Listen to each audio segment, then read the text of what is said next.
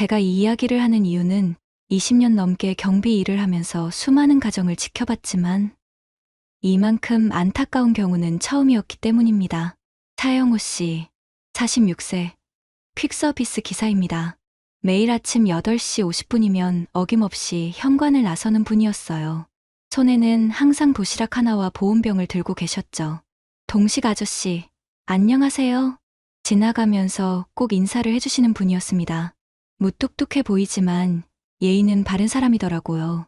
영호 씨 부인 조미연 씨는 44세, 전업주부였습니다. 남편이 나간 후 오전 10시쯤이면 딸 민지와 함께 산책을 나오곤 했어요. 민지는 15살, 고등학교 1학년이었죠. 할아버지, 안녕하세요. 민지는 참 밝은 아이였습니다. 산책 중에 저한테 다가와서 이런저런 얘기도 하고 학교 생활 이야기도 들려주곤 했어요. 할아버지, 오늘 수학 시험 100점 맞았어요. 어머, 우리 민지가 그렇게 똑똑하구나. 그 가정은 정말 평범해 보였습니다. 남편은 성실하게 일하고 아내는 집안일과 딸 뒷바라지에 전념하고 딸은 밝고 건강하게 자라는 그런 평범한 가정이었어요. 변화는 3월부터 시작됐습니다. 조미연 씨가 갑자기 외출이 잦아졌어요. 예전에는 딸 학교 간 후에 집에만 있었는데 이상하게 오후에 나가는 일이 많아졌더라고요. 처음에는 친구라도 사귀었나 생각했습니다. 전업주부니까 좀 답답했을 수도 있고 말이에요. 그런데 뭔가 달랐어요. 나갈 때 화장을 진하게 하고 옷도 평소보다 신경 써서 입고 나가더라고요. 향수 냄새도 진했고요. 어디 가시는 거예요? 가끔 물어보면 친구 만나러 가요. 간단하게 대답하고는 서둘러 나가셨어요. 그때까지만 해도 저는 별 생각이 없었습니다. 18년 결혼 생활을 해온 부부인데 설마 뭔 일이 있겠어요. 하지만 민지가 달라지기 시작했을 때 저는 알아차렸습니다. 뭔가 이상하다는 걸. 경비 일의 장점 중 하나가 아파트 전체를 다 볼 수 있다는 거예요. CCTV 모니터도 있고 방문자 출입도 다 체크하거든요. 4월 들어서 이상한 일들이 눈에 띄기 시작했습니다. 첫 번째는 낯선 남자였어요. 40대 중반쯤 되어 보이는 키 큰 남자가 주리에 3회씩 203호 영호 씨 집을 찾아왔어요. 시간은 항상 오후 2시에서 4시 사이. 영호 씨가 일하러 나간 시간이었죠. 처음에는 조미연 씨 오빠나 친척인가 했어요. 하지만 며칠 지켜보니 이상했습니다. 누구 찾으러 오셨어요? 203호 조미연 씨 댁이요. 정중하게 대답하긴 했지만 뭔가 어색했어요. 친척이라면 누나 댁 이런 식으로 말하잖아요? 그런데 조미연 씨 댁이라니. 더 이상한 건 나갈 때였어요. 대부분 이에 3시간 있다가 나가는데 나갈 때 표정이 묘했어요. 뭔가 만족스러워 보였다고 해야 하나. 두 번째는 민지의 변화였습니다. 할아버지, 안녕하세요. 예전에는 그렇게 밝게 인사하던 아이가 어느 날부터 고개만 살짝 숙이고 지나가더라고요. 민지야, 왜 그래? 아픈 데라도 있어? 아니에요. 그냥 대답도 시큰둥했어요. 산책도 예전만큼 나오지 않았고 나와도 금세 들어가 버렸죠. 세 번째는 아파트 단톡방에서 시작된 소문이었습니다. 203호의 낮에 남자가 자주 오는 것 같던데. 맞아. 나도 봤어. 영호 씨, 일 나간 시간에. 혹시 처음에는 대수롭지 않게 생각했어요. 아파트 분여회에서 뒷담화야 늘 있는 일이니까요. 하지만 소문이 점점 구체적으로 변해갔어요. 그 남자, 조미연 씨 고등학교 동창이래. 어떻게 알아? 관리소에서 들었는데 방문자 명단에 이름이 박진수로 되어 있다는데 저는 그때부터 신경이 쓰이기 시작했어요. 20년 넘게 경비 일을 하면서 이런 상황을 몇 번 봤거든요. 그리고 그 끝이 어떻게 되는지도 알고 있었죠. 어느 날 오후 저는 결정적인 장면을 봤습니다. CCTV 모니터를 보고 있는데 203호 현관 앞에서 조미연 씨와 그 남자가 포옹하는 모습이 포착됐어요. 짧은 순간이었지만 명백히 일반적인 인사가 아니었습니다. 그날 밤 민지를 마주쳤는데 아이 눈이 빨갛게 부어있더라고요. 민지야, 괜찮아? 네, 괜찮아요. 하지만 괜찮아 보이지 않았어요. 15살 아이가 감당하기에는 뭔가 큰일이 일어나고 있는 것 같았습니다. 5월 어느 날 오후 평소보다 일찍 영호 씨가 들어왔어요. 퀵서비스 일이 없었나 봐요. 동식 아저씨, 일찍 오셨네요. 네. 콜이 안 와서 일찍 들어가요. 그런데 30분 후 203호에서 큰 소리가 들렸어요. 현관에서도 들릴 정도였으니까 꽤 심했을 거예요. 그날 밤 민지가 울면서 내려왔어요. 할아버지, 저 좀 도와주세요. 15살 아이가 그렇게 절망적인 표정을 지을 줄 몰랐어요. 무슨 일이야, 민지야? 우리 엄마가 다른 아저씨랑 말끝을 흐리며 울기 시작했어요. 알고 보니 민지는 이미 한 달 전부터 알고 있었대요. 어느 날 학교에서 일찍 와서 봤다는 거예요. 엄마가 낯선 남자와 거실에서 안고 있는 걸. 처음에는 뭔지 몰랐어요. 그런데 몇 번 더 보니까 그게 뭔지 알겠더라고요. 아이는 한 달 동안 혼자 그 사실을 견뎌왔던 거였어요. 15살 아이가요. 아빠한테는 말 안 했어? 어떻게 말해요? 아빠가 얼마나 힘들어 하실까요? 그날 영우 씨가 일찍 와서 현장을 목격한 거였대요. 다음 날 아침 영우 씨를 봤는데 완전히 다른 사람이 되어 있었어요. 평소에 인사를 꼭 하시던 분이 고개도 들지 못하고 지나가시더라고요. 조미연 씨는 그날부터 집을 나갔어요. 친정에 간다고 했다더라고요. 남은 건 영우 씨와 민지뿐이었어요. 아파트 단톡방은 난리가 났죠. 203호 부부 완전히 끝났나 봐. 그럴 줄 알았어. 낮에 남자가 너무 자주 왔잖아. 고등학생 딸 있는데 어떻게 그럴 수 있지? 저는 그런 뒷담화가 싫었어요. 이미 무너진 가정인데 더 상처를 주면 뭐해요. 영우 씨는 그날부터 더 일찍 나가고 더 늦게 들어왔어요. 아마 집에 있기가 힘들었을 거예요. 민지는 며칠 동안 학교도 안 갔어요. 현관에서 마주쳐도 인사도 안 하고 그냥 지나가더라고요. 저는 마음이 너무 아팠어요.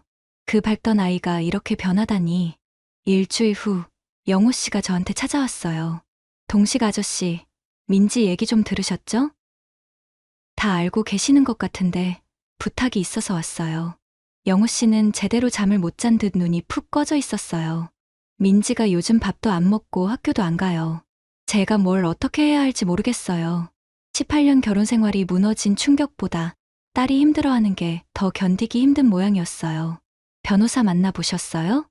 네, 만나봤어요. 위자료 청구하면 3천만 원 정도는 받을 수 있을 거라고 하더라고요.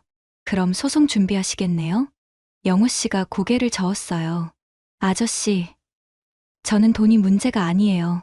민지가 더 힘들어할까봐 걱정이에요. 변호사가 얘기해준 바로는 소송 과정에서 민지가 증인으로 나서야 할 수도 있다는 거였어요. 아이가 본 것을 법정에서 증언해야 한다고. 15살 애가 그런 걸 법정에서 얘기해야 한다니. 차라리 그냥 포기하는 게 낫겠어요. 영우 씨는 위자료 대신 다른 걸 선택했어요. 민지의 심리 상담. 아저씨, 저는 돈보다 민지가 다시 웃었으면 좋겠어요.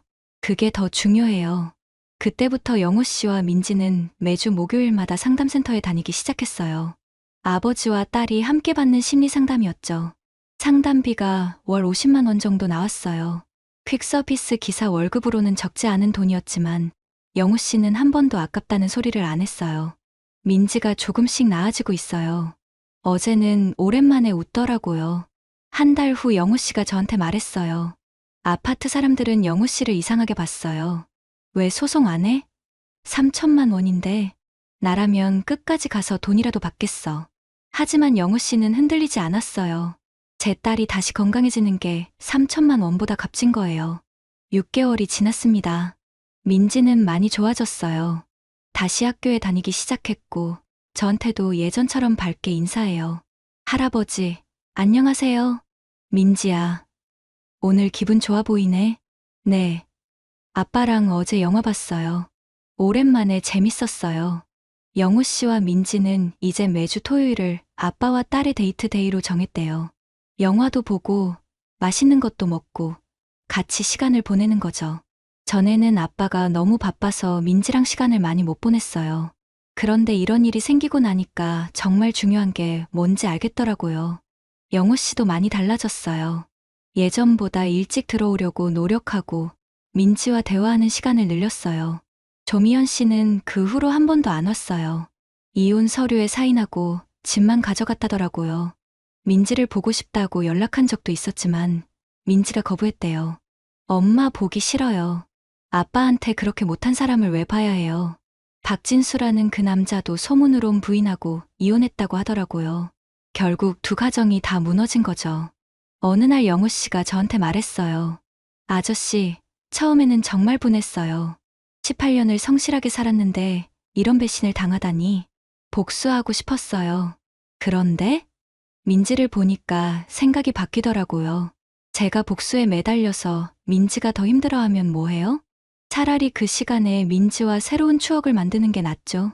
영우 씨는 현명한 선택을 했다고 생각해요. 돈은 또 벌면 되지만 딸의 상처는 돈으로 치료할 수 없으니까요. 지금 영우 씨와 민지는 203호에서 둘이 잘 살고 있어요. 가끔 웃음소리도 들려요. 할아버지, 우리 아빠가 요리 배우고 있어요. 어제 김치찌개 끓여줬는데 정말 맛있었어요. 민지가 자랑스럽게 말하는 모습을 보면 영우 씨가 정말 잘했다는 생각이 들어요. 20년 넘게 경비 일을 하면서 수많은 가정의 사연을 봤지만 영우 씨만큼 현명한 아버지는 처음이었어요. 복수보다 중요한 게 있다는 걸, 돈보다 소중한 게 있다는 걸 보여준 거죠. 가끔 아파트 사람들이 물어봐요. 영우 씨 소송 안 한 거 후회 안 할까? 저는 이렇게 대답해요. 후회할 게 뭐 있어요? 딸이 다시 웃고 있는데 진짜 승리는 법정에서 이기는 게 아니라 가족을 지키는 거라는 걸 영우 씨가 보여줬어요. 그게 제가 20년 경비 일을 하면서 배운 가장 소중한 교훈입니다. 돈보다 중요한 건 아이의 웃음이었다. 김동식 68세. 아파트 경비원의 증언 끝. 구독자님들, 오늘 사연 댓글로 공유해 다른 분들과 함께 의견 나눠보세요. 저도 읽어보며 소통하겠습니다. 허리가 무너져 내리는 듯한 통증으로 모니터 앞에서 몸을 일으켰다. 10시간 넘게 앉아 있었던 탓인지 허리는 쇳덩이처럼 뻣뻣했고 골반은 마치 별개의 생명체처럼 아프게 욱신거렸다. 프리랜서 영상 편집자로 일한 지 벌써 7년. 마감 기한에 쫓기다 보면 화장실 가는 것조차 잊고 앉아 있는 날이 다반사였다. 지윤아, 거기 불 꺼. 늦었어. 도연이 현관문 앞에서 신발을 벗으며 말했다. 시계를 보니 새벽 2시. 나는 그저 고개만 끄덕였다. 남편은 내 상태를 물어보지 않았다. 어쩌면 물어도 대답하지 않았을지 모른다. 우리는 언제부터인가 서로의 질문에 건성으로 답하는 데 익숙해져 있었다. 다음 날 아침, 거울 앞에 섰을 때 내 모습이 낯설게 느껴졌다. 30대 후반의 여자, 한때는 생기가 넘쳤을 얼굴이 지금은 피곤함에 짓눌려 있었다. 도연은 출근 준비를 하며 내 옆을 스쳐 지나갔다. 그의 눈에는 내가 어떻게 보일까? 아니, 그는 나를 보기는 하는 걸까? 의사가 골반이 틀어졌대. 필라테스 같은 거 해보라더라. 식탁에서 무심코 던진 내 말에 도연은 커피잔을 들며 대답했다. 그래?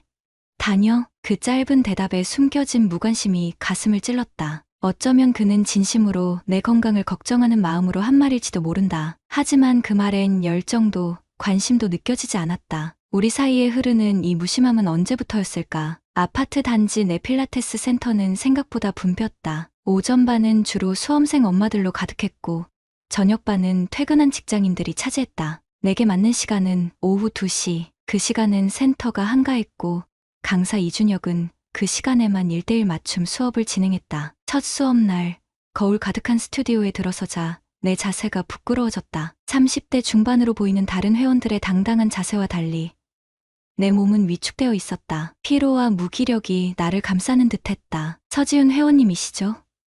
저 이준혁입니다. 그때 내게 다가온 강사는 예상과 달리 젊었다. 30 초반으로 보이는 그는 웃는 얼굴로 내 자세를 살폈다. 내가 어색하게 인사하자 그는 다정한 목소리로 말했다. 자세는 예쁜데 몸이 너무 자신 없게 움직이세요. 괜찮아요.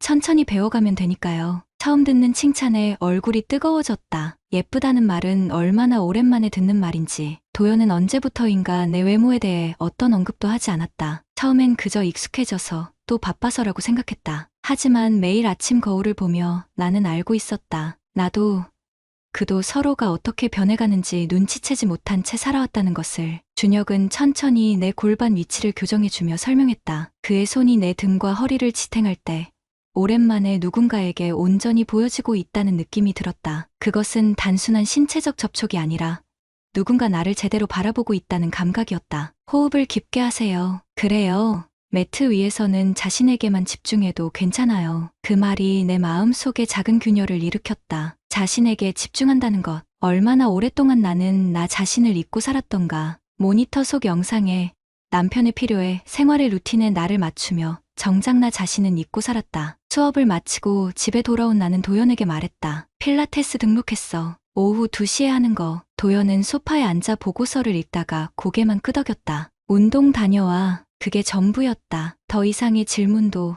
관심도 없었다. 그 순간 내 마음속 균열은 조금 더 깊어졌다. 거울 속에 비친 내 모습이 슬프게 미소 지었다. 오후 2시.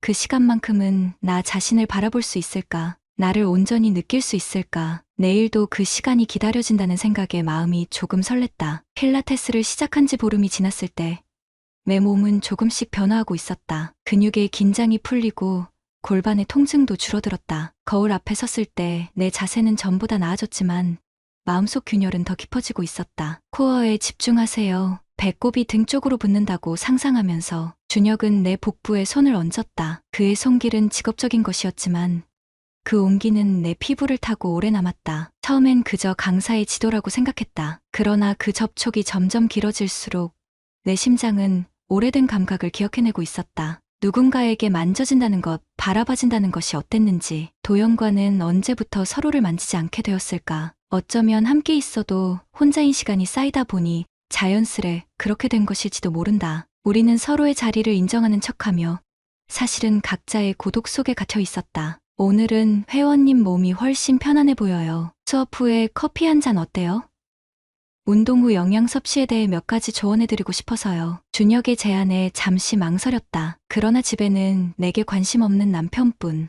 오랜만에 누군가와 대화한다는 생각에 고개를 끄덕였다. 센터 근처 카페에서 우리는 운동 이야기로 시작해 서서히 사적인 대화로 넘어갔다. 그는 내게 물었다. 영상 편집 일이 재미있으세요? 아무도 내게 이런 질문을 한 적이 없었다. 도연조차 내 일에 대해 묻지 않았다. 그저 월말에 통장에 입금된 금액을 확인할 뿐이었다. 준혁은 내 이야기를 귀 기울여 들었고 그의 시선은 내 말 한마디 한마디를 소중히 여기는 듯했다. 그날 이후 우리는 종종 수업 후 카페에서 시간을 보냈다. 준혁은 내게 말했다. 누나는 웃을 때 제일 예뻐요. 더 자주 웃었으면 좋겠어요. 그 말에 가슴이 떨렸다. 누나라는 호칭이 어색하면서도 달콤하게 느껴졌다. 33인 그가 나를 바라보는 시선은 내가 잊고 있던 여성성을 일깨웠다. 마흔을 앞둔 내게 그것은 위험한 유혹이었다. 그 후로 문자 메시지도 오갔다. 처음엔 운동 관련 내용이었지만 점차 일상적인 대화로 바뀌었다. 밤늦게 작업하는 내게 그는 아직 안 주무세요?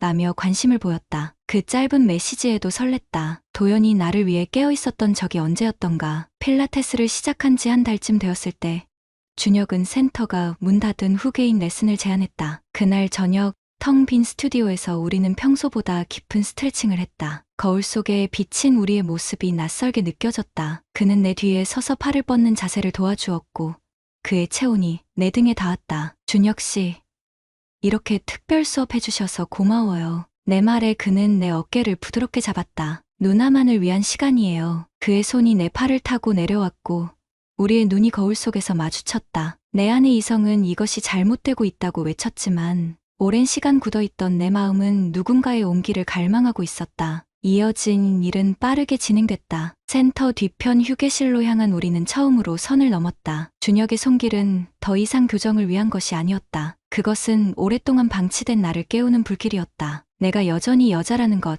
아직 누군가에게 욕망의 대상이 될 수 있다는 사실을 확인시켜주는 도피처였다. 지금 이게 잘못된 건 아는데 그에게 속삭인 내 말에 준혁은 내 입술을 막았다. 누나, 이건 우리 둘만의 비밀이에요. 당신이 행복하길 바랄 뿐이에요. 그의 말은 위로가 되면서도 어딘가 계산된 듯한 느낌이 들었다. 하지만 그 순간 나는 그 의심을 밀어냈다. 준혁의 품에 안겨 나는 스스로에게 속삭였다. 너무 오래 여자 아닌 채로 살았어. 그렇게 우리의 관계는 선을 넘었고 이후 우리는 종종 모텔에서 만났다. 매번 만날 때마다 죄책감은 커졌지만 그 시간만큼은 내가 온전히 살아있다고 느꼈다. 거울 앞에 서면 달라진 내 모습이 보였다. 굳어있던 표정이 풀리고 눈빛은 생기를 되찾았다. 화장도 더 신경 쓰게 되었고 옷차림도 달라졌다. 그러나 밤마다 도연 옆에 누울 때면 죄책감이 파도처럼 밀려왔다. 내가 지금 무슨 짓을 하고 있는 걸까? 이것이 정말 내가 원하던 것일까? 하지만 다음 날이면 또다시 오후 2시.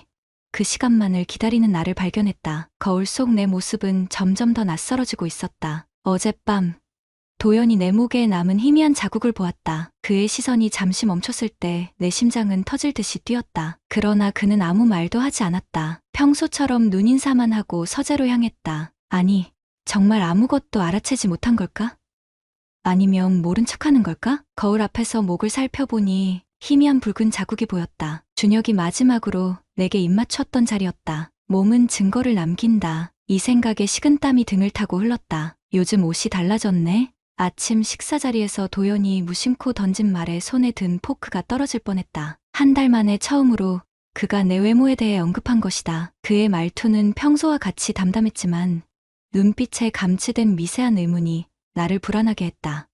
그냥 운동하니까 뭔가 바꿔보고 싶어서. 내 답변이 어색하게 느껴졌다. 문득 아침마다 화장에 신경 쓰고 향수를 뿌리고 옷차림을 바꾼 나 자신이 부자연스럽게 느껴졌다. 이전에 나라면 편한 티셔츠에 운동복 바지를 입고 화장기 없는 얼굴로 영상 편집에 몰두했을 테니까. 그날 오후 필라테스 센터에서 돌아온 나는 도연이 평소보다 일찍 귀가했음을 알았다. 거실에 그의 서류 가방이 놓여 있었고 평소와 달리 주방에서 요리하는 소리가 들렸다. 일찍 왔네. 내 말에 도연은 고개를 끄덕였다. 그의 표정은 평소와 다름없었지만 왠지 불편한 기운이 감돌았다. 샤워를 마치고 나오니 그가 테이블에 저녁을 차려두고 있었다. 소주 병도 하나 놓여 있었다. 오늘 무슨 날이야? 내 물음에 그는 어깨를 으쓱했다. 그냥 요즘 바빠서 제대로 밥도 못 챙겨줬잖아. 그의 말에 갑자기 죄책감이 몰려왔다. 내가 요즘 얼마나 남편에게 소홀했던가. 몸만 이 집에 있을 뿐 마음은 준혁에게 가 있었다. 도연이 술을 따르며 내 눈을 바라보자 시선을 피할 수밖에 없었다. 다음 날 아침 갑자기 울린 휴대폰 알림 소리에 잠에서 깼다. 준혁의 메시지였다. 오늘 오후에 뵐 수 있을까요? 새로운 자세 알려드리고 싶어요. 황급히 메시지를 확인하고 삭제했다. 옆을 보니 도연의 자리는 비어 있었다. 거실로 나가자 그가 내 노트북 앞에 앉아 있었다. 심장이 멎는 듯한 공포가 밀려왔다. 지난주 급하게 작업하다 채팅창을 완전히 닫지 않고 그대로 두었던 것이 생각났다. 자동 로그인 상태였다면 노트북 좀 빌릴게. 내 것 충전이 안 돼서. 그의 말에 안도의 한숨이 나왔다. 다행히 노트북이 꺼져 있었다. 하지만 도연의 눈빛이 평소와 달랐다. 뭔가 알고 있는 듯한 슬픔이 묻어있는 눈빛이었다. 도연아, 괜찮아? 뭔가 안 좋은 일 있어? 그는 고개를 저으며 자리에서 일어났다. 아니, 그냥 프로젝트 때문에 피곤해서 그래. 그날 이후로 도연의 행동이 미묘하게 달라졌다. 퇴근 시간을 미리 알려주거나 내 스마트워치를 확인하는 모습을 종종 발견했다. 한 번은 그가 내 스마트워치를 손에 들고 있는 것을 보았다. 내 운동 기록과 위치를 확인하고 있었을까? 불안감에 준혁과의 만남을 잠시 줄였다. 그러나 우리의 메시지는 계속되었다. 준혁은 내게 점점 더 많은 것을 요구했다. 오늘은 왜 안 오세요? 진짜 보고 싶은데. 오늘 골반 교정할 때 누나 심장 소리 다 들렸어요. 이 모든 메시지는 내 마음속에서 불안과 설렘을 동시에 일으켰다. 어느 날 밤, 도연이 샤워하는 동안 나는 노트북을 열어 메시지 기록을 확인했다. 메시지들이 아직 있었다. 다행히 아직 발견되지 않은 것 같았다. 급하게 모든 기록을 지웠지만 불안감은 사라지지 않았다. 주말 아침, 도연이 내 카드 명세서를 보고 있는 것을 발견했다. 그는 아무 말 없이 명세서를 내려놓았지만 그 침묵이 더 무서웠다. 모텔 비용은 항상 준혁이 현금으로 지불했지만 주변 카페에서 함께 먹은 음료나 식사 기록은 분명 남아있을 것이다. 그날 저녁 도연은 평소보다 술을 많이 마셨다. 그리고 취기 속에서 물었다. 지윤아, 넌 정말 나를 사랑해? 그 질문에 심장이 내려앉는 느낌이었다. 그의 눈에는 외로움이 가득했다. 내가 그를 얼마나 외롭게 했을까. 그동안 그를 소외시키고 내 세계에 준혁을 들였던 배신감은 어땠을까. 입술이 떨리며 대답했다. 물론이지. 왜 그런 질문을. 그는 내 대답을 듣고도 아무 말 없이 침실로 향했다. 그날 밤 그와 나는 같은 침대에 누워있으면서도 그 어느 때보다 멀게 느껴졌다. 도연이 잠든 후 조용히 흐느꼈다. 내가 무슨 짓을 하고 있는 건지, 어떻게 이 상황을 수습해야 할지 알 수 없었다. 거울 앞에 선 내 모습은 더 이상 낯설지 않았다. 그것은 분명 나였다. 사랑받고 싶어하고 인정받고 싶어하고 그래서 잘못된 선택을 한 나 자신이었다. 거울 뒤에 숨겨진 그림자가 점점 드러나고 있었다. 그리고 나는 그 진실이 모두 밝혀질 때 무너질 내 삶을 두려워했다. 구독자님들, 오늘 사연 댓글로 공유해 다른 분들과 함께 의견 나눠보세요. 저도 읽어보며 소통하겠습니다.